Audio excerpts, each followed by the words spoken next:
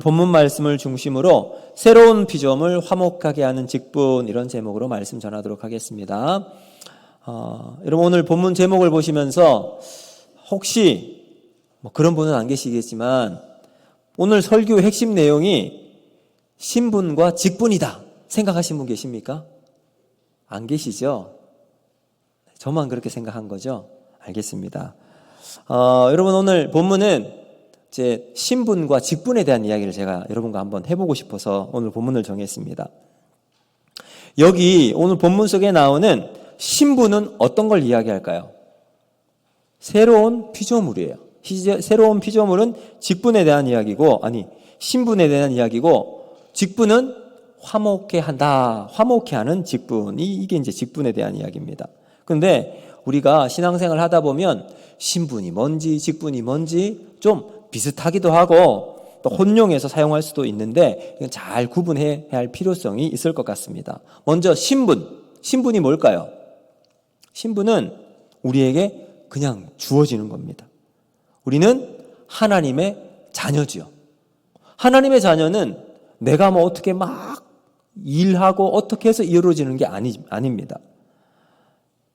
성도도 거룩한 하나님의 백성, 이것도 신분에 대한 이야기입니다. 그런데 목사, 장로, 권사, 집사, 이건 뭘까요? 직분입니다.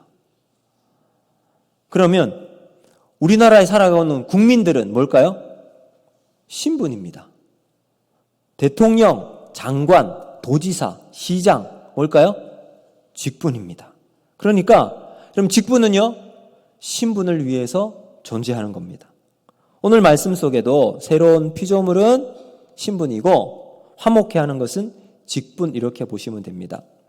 자, 이제 새로운 피조물 이 이야기는 우리가 많이 설교도 듣고 이야기를 듣습니다. 근데 왜 우리가 새로운 피조물일까요? 우리가 새로운 피조물인 이유는 원래 우리는 다 죄인입니다.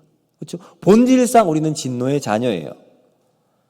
이런 우리 인간은 그 길로 가면, 죽고 나면 우리는 다 천국이 아닌 어디로 갈까요? 지옥에 들어가게 됩니다. 그런데 하나님께서 우리를 긍휼히 여겨주셔서 예수님을 이 땅에 보내셔서 누구든지 예수를 믿으면 멸망하지 않고 영생, 구원을 주셨습니다. 이것이 우리에게서 난 것이 아니요, 하나님의 뭐다 그래요? 선물이라 그래요. 그래서 우리는 행위에서 난 것이 아니기 때문에 은혜라는 말로 표현합니다. 값없이 주시는 하나님의 사랑이기 때문입니다. 이런 우리 새로운 피조물인 우리가 세상 속에 살아갑니다. 하나님께서 우리를 새로운 피조물로 만드시고 세상 속에 우리가 살아갑니다. 수많은 사람들을 만나지요. 우리가 일도 가지고 다양한 환경 속에 다양한 삶을 우리가 살아가고 있습니다. 여기에 우리는 새로운 피조물로 세상에 선한 영향력을 끼쳐야 합니다. 그래서 하나님께서 우리에게 주신 사명을 따라서 세상을 아름답게 변화시켜야 할 책임이 우리들에게 있지요. 그런데 우리 주변을 한번 돌아보면 수많은 갈등과 불화, 심각한 이야기들이 많이 들리고 있습니다. 근데 이 갈등을 봉합하고 화합하는 분위기로 나가야 할 텐데 오히려 그것보다는 이 갈등을 틈타서 자신의 이익과 목적을 이루기 위해서 조장하고 이용하는 사람들도 상당히 많이 있습니다. 특히 우리 그리스도인 중에도 그런 사람들이 있으니 이게 더 심각한 문제가 되겠죠.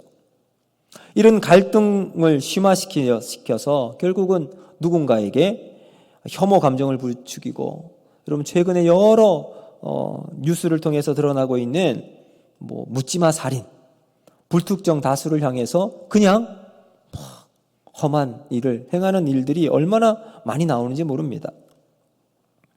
또한 우리 자녀들이 다니는 학교 현장은 어떻습니까? 교사와 학부모가 합하여서 학생들을 바르게 교육하기보다는 여기저기에 갈등의 파열음이 들리기도 합니다.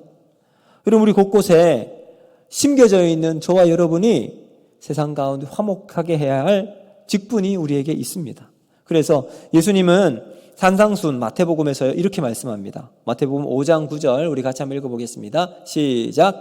화평하게 하는 자는 복이 있나니 그들이 하나님의 아들이라 일컬음을 받을 것이며. 아멘. 그래서 하나님 우리를 새로운 피조물로 만드시고 난 다음 직분을 주셨는데 그게 뭘까요? 화목하게 하는 직분입니다. 근데 화목하게 하는 직분은 하나님의 아들이라 불릴 만큼 영광스러운 역할이에요. 그럼 목사가 영광스러운 직분이 아닙니다. 화목하게 하는 목사가 영광스러운 겁니다. 집사가 영광스러운 직분이 아니라 화목하게 하는 집사가 영광스러운 거예요. 화목하게 하는 장로, 화목하게 하는 권사가 되시기를 주님의 이름으로 축복합니다. 그러면 우리가 어떻게 화목하게 만들 수 있는가? 화목케 하는 직분을 감당할 수 있을까요? 제가 두 가지로 말씀을 드리겠습니다. 첫 번째는 우리의 정체성을 확인해야 되는 거예요. 첫 번째 바로 새로운 피조물입니다. 우리가 새로운 피조물이라는 정체성을 반드시 기억해야 해요. 자, 어떻게 우리가 새로운 피조물이 될까요? 앞서 말씀드렸지만 우리 17절 같이 한번 읽어보겠습니다. 17절 시작.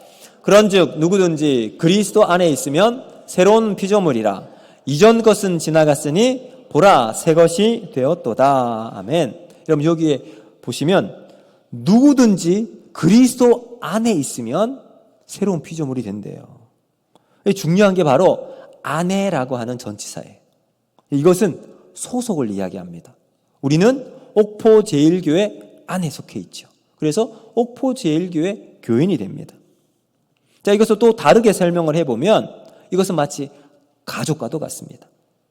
가족 구성원은 내가 특별히 노력하거나 어떤 결과나 성과를 보여야 너는 우리 가족이 돼.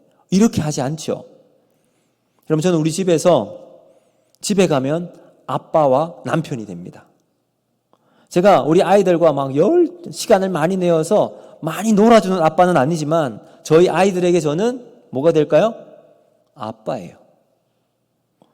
제가 정도 많고 아내의 속마음을 잘 헤아려서 이해해주는 남편은 아니지만 저희 아내에게 저는 남편입니다.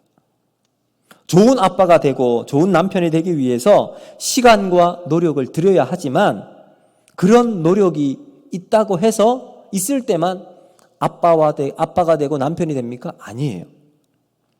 그리스도 안에 있다라는 것도 사실은 그와 같습니다. 새로운 피조물인 사람은 모두 다 그리스도 안에 있는 줄로 믿습니다. 자, 그럼 반대로 말하면 새로운 피조물 이전에는 새롭지 않은 옛날 피조물이 있다는 거겠죠. 우리가 하나님의 피조물이라는 것을 잊고 내가 내 인생의 주인이라고 말하는 이런 사람이 옛 피조물, 옛날 피조물이 되는 겁니다. 이런 우리를 예수님께서 받아주셨습니다. 그래서 예수님을 영접하면 그리스도 안에서 우리가 완전히 수용이 되어서 하나님의 가족 안에 들어갈 수 있게 되는 거죠. 그래서 그리스도를 중심으로 우리는 새로운 피조물이 되어서 예수 안에 한 가족으로 우리가 삶을 살아갈 수 있게 됩니다. 자, 우리를 이 새로운 피조물로 만드신 목적은 나를 위한 것이 아니라 누구를 위해서 있을까요? 오직 우리 주 하나님을 위해서, 우리 주님을 위해 살도록 우리가 지음을 받았다는 사실입니다. 그래서 새로운 피조물이 되어서 내가 왜 피조물이 되었는지를 알아가기 위해선 우리가 화목하는 직분을 수행할 수 있게 되는 거죠. 그래서 두 번째, 그러면 우리가 어떻게 화목하게 하는 방법이 뭔가? 이것을 우리가 한번 살펴보도록 하겠습니다. 자, 우리가 하나님과 화목하기 전에 어떤 관계에 있었을까요? 로마서 5장 10절에 이렇게 말씀합니다. 우리 같이 한번 읽어볼까요? 시작. 곧 우리가 원수 되었을 때에 그의 아들의 죽으심으로 말미암아 하나님과 화목하게 되었은즉 화목하게 된 자로서는 더욱 그의 살아나심으로 말미암아 구원을 받은 것이니라. 아멘. 어떤 관계에 있다고 그래요? 하나님과 원수라고 되어 있습니다. 하나님을 원수로 두면 그것만큼 큰일 날 인생이 없을 겁니다. 원수된 관계가 어떻게 화목한 관계가 되었을까요? 그의 아들이 죽으심으로 말미암아 화목하게 됩니다. 자, 그래서 여러분 18절 말씀에 이렇게 말합니다. 우리 같이 한번 읽어볼까요? 18절 시작. 모든 것이 하나님께로 났으며 그가 그리스도로 말미암아 우리를 자기와 화목하게 하시고 또 우리에게 화목하게 하는 직분을 주셨으니. 아멘. 자, 여러분, 여기 주목해야 될 단어가 바로 화목이라는 단어예요. 우리는 그리스도로 말미암아 화목하게 되었습니다. 근데 화목하게 하는 화목이라는 단어가 카탈라소라는 단어, 헬라어 단어입니다. 근데 카탈라소는 원래 뜻이 뭐냐 하면 바꾸다, 교환하다, 이런 익스체인지의 의미가 여기 담겨 있어요. 그러니까 예수님의 십자가의 죽으심으로 말미암아 부활을 통해서 우리의 죄와 하나님의 의가 맞교환이 된 거예요. 자, 여러분 지금 쉽게 한번 설명을 드리면, 여러분 핸드폰을 열어서 당근이라는 어플을 딱 찾으면 여러분 있습니까? 있죠. 있으면 대부분 당근에 나오는 물건과 가격은 어떻게 맞춰질까요? 시세를 따라서 맞춰집니다.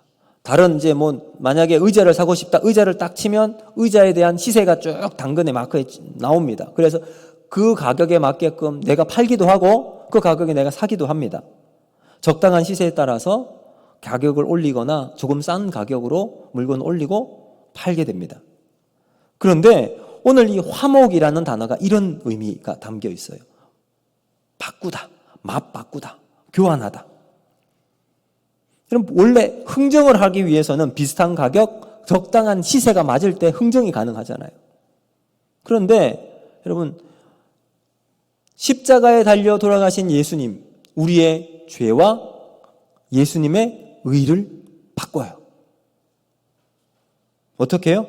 카탈라소로, 화목하게 하는 방법으로 맞교환을 시킵니다. 여러분 좀 의아하지 않습니까? 비슷한 가격이 돼야 되는데 예수님의 십자가 의와 무언가 비슷한 가격과 조건이 되는 우리의 것으로 바꿔야 좀 뭔가 밸런스가 맞을 텐데 그게 아니에요. 무엇과 바꿉니까? 우리의 죄와 예수님의 의를 교환시켜요. 그런데 그 단어를 화목이라고 이야기하고 있습니다. 터무니없는 싼 가격, 오히려 너무 황당할 정도로 무료 나눔에 가까운 이 예수님의 의를 바꾸고 있습니다.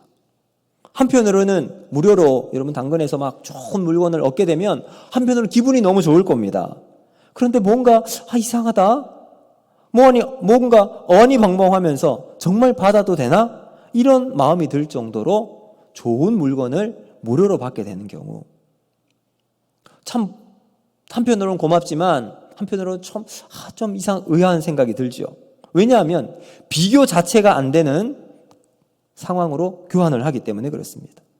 우리의 죄와 예수님의 의가 맞교환이 됩니다. 여러분, 이게 어떻게 가능한 일입니까? 비교 자체가 안 될 그런 의미만 따져도 전혀 성사되지 못할 아이템이에요.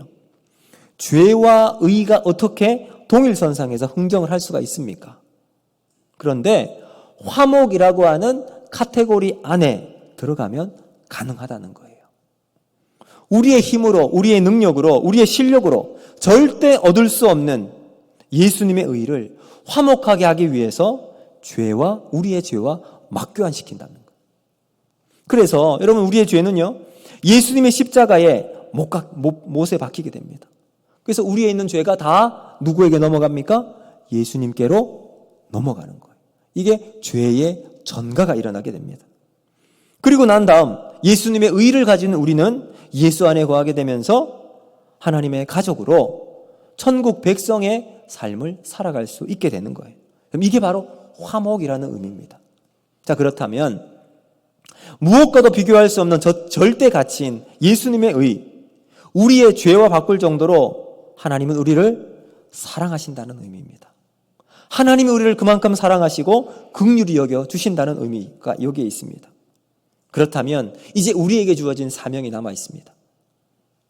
화목의 의미가 이런 뜻이 담겨 있다면 화목해 하는 직분을 가지고 세상에 우리를 직분자로 불러주셨습니다.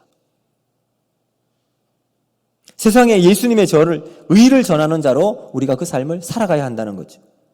이것이 저와 여러분이 가져야 할 직분입니다. 우리도 예수님처럼 어떤 사람을 위해서 그 자리에 서 있어야 합니다. 그리고 막 교환에 사랑을 보여주어야 합니다. 아니, 저 사람이 나를 어떻게 했는데 나는 절대 저 사람하고는 상종도 하지 않을 거야. 아닙니다. 우리가 가져야 할 직분은 바로 화목이라고 하는 직분을 가지고 예수님처럼 그 자리에서 비교도 되지 않을 만큼 막교환의 사랑을 보여주어서 하나님께서 우리에게 화목하게 하는 직분을 감당해 나갈 수 있을 때 우리는 이 땅에서 예수님의 사랑과 은혜를 증거하는 삶을 살아갈 수 있게 될 줄로 믿습니다. 여러분, 이 직분을 수행하는 데 있어서 유의해야 할 점이 있는데요. 시편 85편 10절 말씀입니다. 우리 같이 한번 볼까요? 시편 85편 10절 말씀 같이 읽습니다. 시작. 인애와 진리가 같이 만나고 의와 화평이 서로 입맞추었으며. 아멘. 자, 여러분, 이 구절이 의미한 바가 뭔지 생각해 보세요. 인애와 진리가 같이 갑니다. 인애가 뭘까? 진리가 뭘까? 의와 화평이 입맞춘다. 인애는요, 따뜻한 사랑, 포옹하는 겁니다. 맞아들이는 거예요. 용납하는 거예요. 근데 진리는 뭐예요? 진리는 날카로워요. 차갑습니다. 정확한 거예요. 그런데 인애와 진리가 같이 갑니다. 동일하게 의와 화평도 마찬가지예요. 의는 정확한 거잖아요. 공의, 정의, 나쁜 것은 나쁜 것, 좋은 것은 좋은 거예요. 근데 화평은 뭘까요? 포용하는 거잖아요. 근데 이 의와 화평이 입맞춘다. 함께 가자는 거죠. 많은 사람들은 좋은 게 좋은 거라고 화평을 위해서 의를 포기하는 사람도 있습니다. 관계를 해칠까 봐 묻지도 따지지 않고 그냥 다 수용합니다. 근데 반대로 의를 세우겠다고 하는 사람은 관계를 깨트리면서 이 진리, 의를 세우기 위해서 끝까지 그 길을 걸어갑니다. 우리 사회에 진보와 보수가 얼마나 치열하게 싸웁니까? 서로의 의를 주장하면서 화평은 포기합니다. 그런데 오늘 예수님께서 우리에게 보여주신 것, 의와 화평이 서로 입맞추는 것. 하나님과 원수가 되고 사람끼리 충돌하는 이 세상 속에서 예수님께서 화목제물로 이 땅에 오셨습니다. 화목하게 한 직분을 친히 우리들에게 보여주셨어요. 이제 우리에게 남겨진 것, 그 화목의 직분을 가지고 세상 속에 나아가서 저와 여러분이 하나님께서 주신 이 거룩한 사랑의 사명을 감당해 나가는 저와 여러분이 되기를 주님의 이름으로 축복합니다. 그래서 요한복음 20장 21절에 이렇게 말씀해요. 같이 볼까요? 시작. 아버지께서 나를 보내신 것 같이 나도 너희를 보내노라. 여러분, 하나님께서 예수님을 화목하는 자로 보내셨어요. 그리고 예수님도 우리를 보내신대요. 어떻게 해요? 화목하게 하는 직분자로. 주님께서 우리를 보내신 곳곳마다, 우리가 있는 곳마다 갈등 지수가 낮아지고 화해의 열매가 맺히기를 주님의 이름으로 축복합니다. 우리 자녀들이 있는 학교, 그 학교가 우리 아이들 때문에, 자녀들 때문에 화목한 학교가 되어지고 우리의 일터, 여러분이 계신 그곳에 화평의 직분자로 세워지길 바랍니다. 또 우리의 직분 맡은 모든 주의 백성들이 예수 그리스도 안에서 우리에게 주신 이 화목하게 하는 직분을 통해서 아름다운 소식과 놀라운 하나님의 사랑을 증거하는 일에 앞장서 나가는 우리 모두가 되기를 주님의 이름으로 축복합니다. 기도합니다. 하나님 아버지,